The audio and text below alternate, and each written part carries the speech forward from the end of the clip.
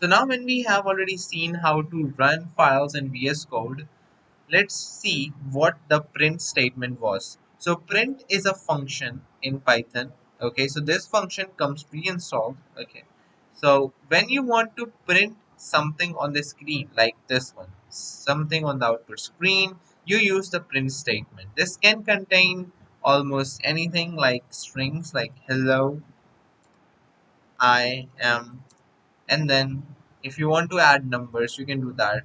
5 years old. Okay, and if I run it, it works. You see the output right over here.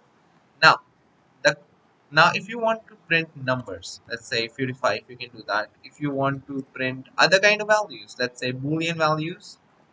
Boolean are the values which are either true or false. If you want to do that, you can do that. If you want to attach or add numbers and strings together, if you want to print two different kind of data together, so you can say hi, I am, and then comma, and then 55 comma years old. Well, I am not 55 years old, but let's see if it works. And that's great. I see hi, I am 55 years old.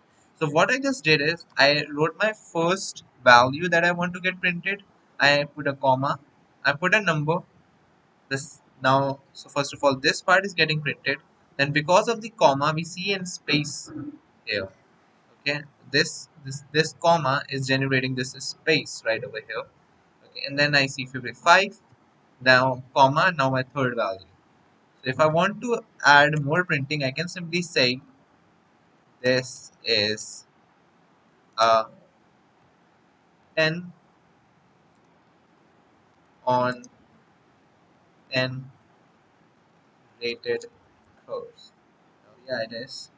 So let's save it, and I see this is a 10 on 10 rated course. Why I see extra spaces right over here is because one space is here and one is introduced with the help of comma. So now we know how to combine different kind of values inside the same print statement. Let's see more about it.